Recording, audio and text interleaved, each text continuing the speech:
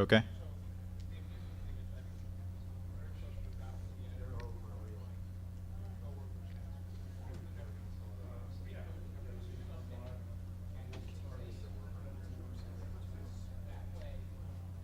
Meanwhile, woo, NOTACON.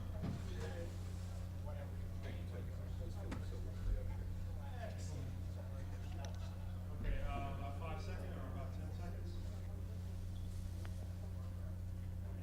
And you're live. All right. I'm Paul Jarc. This is Collaborative Authorship and Patch Deployment and Impractical Guide. So a lot of what I'll talk about here will be phrased in terms of Wikipedia, but it isn't necessarily specific to Wikipedia. That's just a good example, testbed, frame of reference sort of thing. So, some of the inspiration for this came from a blog I was reading. Mano Singham, highly recommended. Read it. blog.case.edu/mxs24. He mentioned in one of his posts a study that was done where someone found fewer errors per amount of text in Wikipedia than they found in Encyclopedia Britannica. And yet, in spite of this, Wikipedia would not be treated as such a reliable source as Encyclopedia Britannica, mainly for the reason that in the case of a professionally published work, you know that somebody has put their name on it, they've put their reputation on it, they've put their livelihood on it, and so you know that they would have something to lose by giving any false information or just doing low quality work. So my thought was, is there a way we can add that to something like Wikipedia and still keep the advantages that we have with Wikipedia? I take it sort of for granted that Wikipedia did do something right. Allowing everyone to contribute is a pretty big advantage, I would think, and that is the cause of their popularity. Okay, Aviotropic Turunculus. Looking for other problems we might be able to solve at the same time. When you go to a Wikipedia page, you see the latest and greatest information they have, right? Half right. You see the latest information, but that isn't necessarily the greatest. There could have been a better version of that page earlier. Somebody made a change, either maliciously or otherwise, introduced some kind of error, and so now the new page is not so good. So it would be nice if we could get the best information as opposed to the latest information. The community is self-correcting, sure, but only probabilistically. At any given time, some pages will have errors. So there's some luck involved. Wikipedia strives to present a single cohesive version of reality, and I think that's a little idealistic. Recognizing disputes would be useful, and it would also be useful to really quantify it in some respect, show how much support there is for any given side of an issue. Also, not all contributions, as mentioned earlier, are of equal quality. Some are better than others, and we would like to know which ones are the good ones, which ones should we take with a grain of salt, lick of salt, pillar of salt. The solution, or a solution, or an improvement, or an idea. By all means, if anything I say doesn't make sense, shoot me down. This is just an idea, not anything well thought out, polished. So a way to add a reputation, which will bring us, the evidence of risk and some kind of accountability, I think, would be to have people be able to sign off on individual pieces of information. this statement, so-and-so was born on this date. Yes, I checked that out.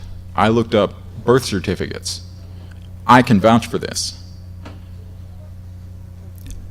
Any other thing like that. The basic idea is you would specify, on some scale, I've investigated to this degree, and I agree with his statement as a result of that to this degree. So once you have that, then you can say, all right, I don't just know that, somebody thinks this is true. I can point to a variety of sources and say, all of these people have investigated to whatever degree and will vouch for this. And by doing that, they've put their reputations at stake. And so that, I think, could give the same kind of accountability and reliability that we expect from a professional sort of reference work. Okay, so of course, to have a reputation, you have to have an identity. And Wikipedia already has that. But another way it could be done, I was thinking, was have a public key cryptography system where to sign off on a piece of information, you make up the statement, there's this core statement, I investigated this amount, I agree with it this amount, and then I sign off on that with my public key. And then anybody can check that. So that public key would provide an identifier. Perhaps even that public key would be the entire essence of someone's identity. And that would, rather than having it associated with a real world name, all you know is this key has signed off on this information. The idea there being, and this is just random thought, maybe worthwhile, maybe not, but the thought there is that you're not dragging along any trappings of authority from meat space that might carry undue weight that isn't really deserved in the information space. Also, with a public key infrastructure, you don't necessarily have to rely on a centrally managed system, which can be abused, controlled, much like Jason Scott was talking about. And of course, public key infrastructures are just so easy to deploy. Not. All right, so once this sort of thing would exist, why would somebody use it? Isn't this even harder to do than what we've got now with Wikipedia, and the editorship of Wikipedia is certainly smaller than the readership already.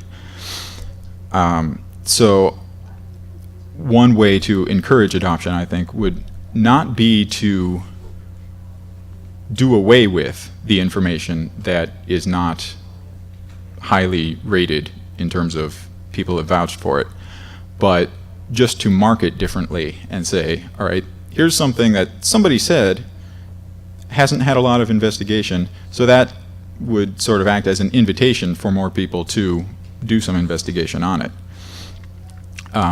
So that way when somebody hits up a page, they see, here's all the information, here's stuff that I can count on as being pretty reliable, here's some extra information that maybe it's good, maybe it's not, I don't know. If I'm interested, if I really care, I'll look into it myself and then report back, and the community can trust it one iota more since I've checked off on it. I think it would be useful in this sort of thing to have some sort of expiration, gradual expiration of old sign-offs on facts or whatever, for a variety of reasons. Youthful indiscretion, sure, many years ago I signed off on things that I would not want to admit to anymore, so of course I would be very appreciative if the system did not bring up those things today. Or even if it's not my judgment changing new information may have become available since then, and so I would not hold to all the same statements that I might have in past times.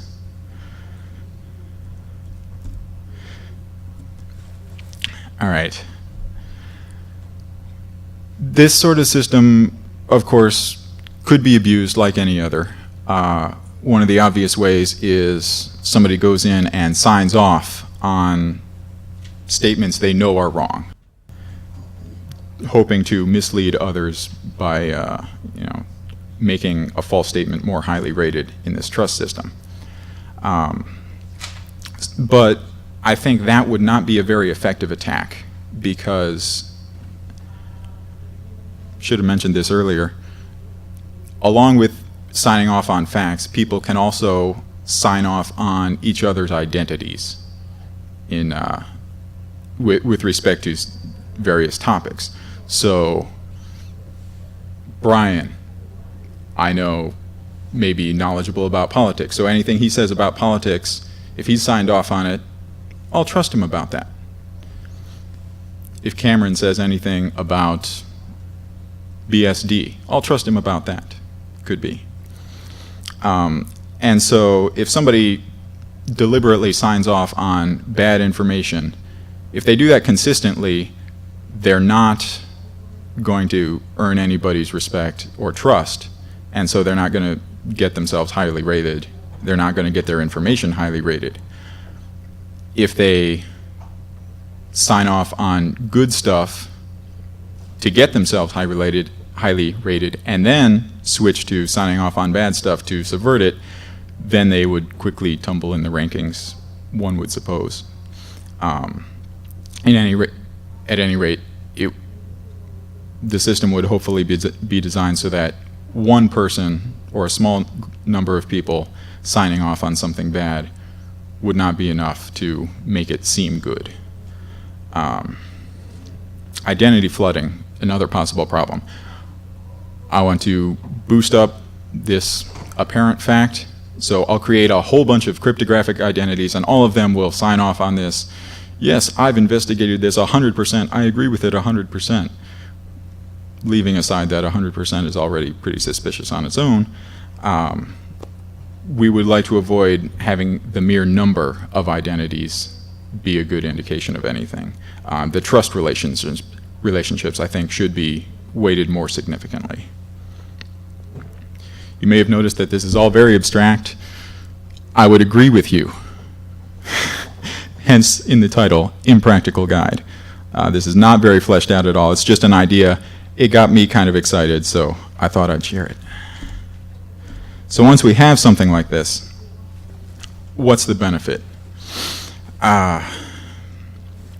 Somebody hits up a page, they see the information, they can tell what's been approved, what hasn't, what's had any degree of investigation, and so what they walk away with from there will be different than if they just saw one flat, unadorned page. So the effective accuracy of the page, I think, would be enhanced. I don't remember what I was hinting at to myself with knowing is half the battle. Maybe it'll come to me later. Citation. Once you've got somebody putting their name on the line, or at least their public key, saying, I vouch for this, you can rely on it, or you can blame me, then you've got something you can cite. You can, even though Wikipedia tries not to be a primary source, it could perhaps still be an intermediate source. It's something you can point to with cryptographic signatures. It could be, here's where you can see where I got it, and you can track that back to other people and find out where they got it. And a lot of this, I think, would work in parallel pretty much the same way in the realm of distributed code development and distribution and deployment. We've already got distributed revision control systems. GNU Arch, darks, all sorts of things, where there is no one definitive repository, at least at the technical level. They act more like peers. A change is added to this one. If other people like it, they'll add it to their repositories as well. And even though socially there may be one recognized as the official source repository, technically anybody could act independently and maintain their own. And if the general user community decides that, you know, Joe Maintainer isn't so reliable anymore, we like this guy better, it's really easy to switch. So I'm sure a lot of these things, to some degree, have already been considered, if not done, in the realm of code distribution. A change set appears, you can sign it with a cryptographic key. That's easy enough. Add it to your repository. Other people's repositories can find out, oh, here's a new change set. It's been signed by this key. I trust that key. I'll pull it into my repository, and maybe I'll even automatically deploy it on my server farm. More likely my test server farm, before I've had a chance to look at it myself. But you know, in principle, it's possible. So that's pretty much my idea. Now shoot me down and let's make it better. Have you seen the Firefox extension called Outfoxed? Outfoxed? No, Yeah. I haven't. It basically sets up like a rating system for websites where you can explicitly define another person as like your first level of friends or whatever, people you trust. Sure. And based on that, you can rate a site good or bad or whatever. You can pick, yeah, I want to see it even shows up on Google results. It'll show higher rated ones by people you know or people that they know. Nice. It's kind of the same thing you're talking about, at least for the user part of it. Do you know where all that information gets stored? It's all on their servers. Okay. Yeah. It's just some guy's idea that he did. Right. Yeah. Yeah. Even if the identity management is distributed with a public key infrastructure, if the information hosting is centralized, there is still some possibility for abuse there. Maybe something like Freenet could be more effective at preventing any sort of abuse at that level. Also, I was wondering, would you rate each fact? How would you break that down? Would you rate like a whole statement about somebody, or would you break it apart and, you know, this person did this? It would be complicated to break it all down. But I think the assertions, the approvals, the sign-offs would be more meaningful if they're applied to a small statement than they are to a bigger statement. But, of course, you could still apply them to statements at any level.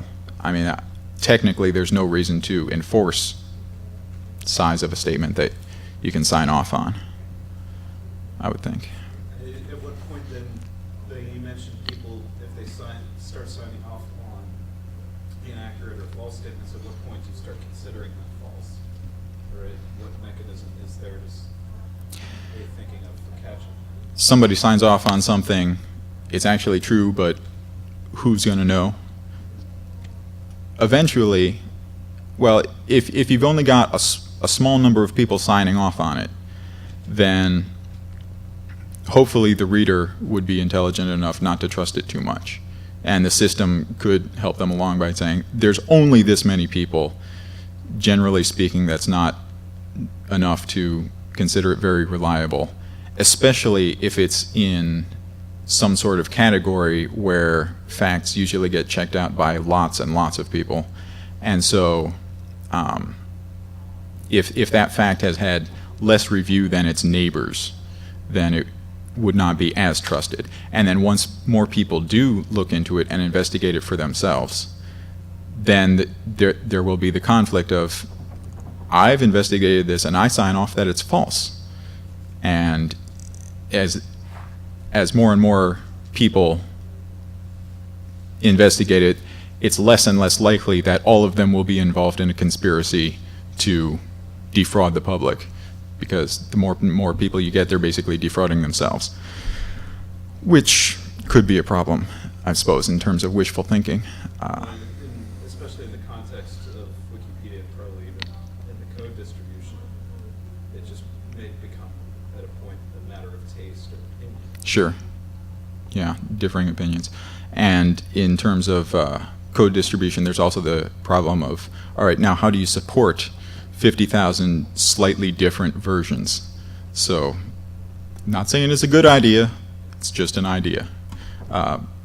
For code especially, it would probably work better on a small scale within the core developer community rather than the public at large.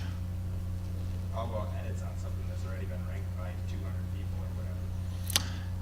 Then, yeah, if you've got something that's already established with its own reputation behind it, somebody comes along and suggests a change, that change, I would say, should have its own independent reputation. Always go to a rating. Sure. Yeah. And then the same people who have investigated the original, they see this change, they may investigate that as well and help it gain the same reputation.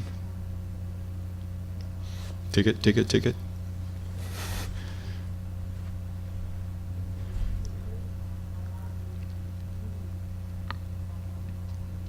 All right. I guess that's it then.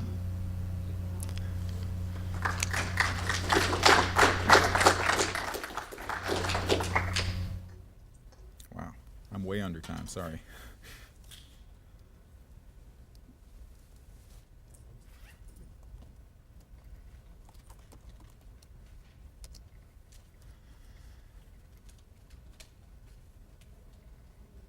You have all handwritten init scripts and stuff? Yes. Yeah, if you're interested about that, I could go on and on about how I've set up my system. Tell them about /fs. /fs. /fs is the way I organize my file systems, based around the idea that physical storage need not have anything to do with the name you access a file by. I am way into symlinks, and so I deliberately make my physical mount points obscure. And so there's no expectation that they should be pretty, and then I am free to make my symlinks as pretty as possible. And I even make my root file system tempfs. It's all in RAM, and so I can just, even if all my disks are mounted read-only, I can still just swap my symlinks around to redefine the meaning of any path I need to. It's a good time.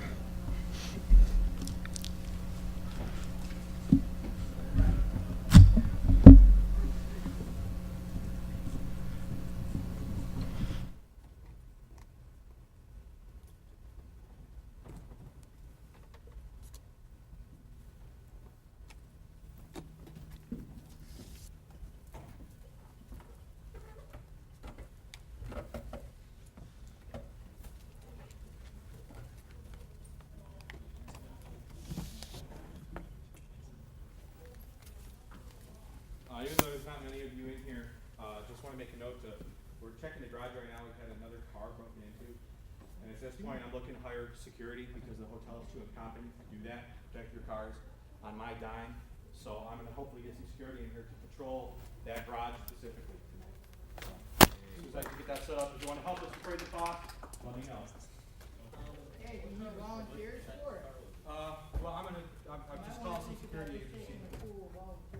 I was thinking about doing that, but I don't want to put anybody I'll legally. volunteer for an hour.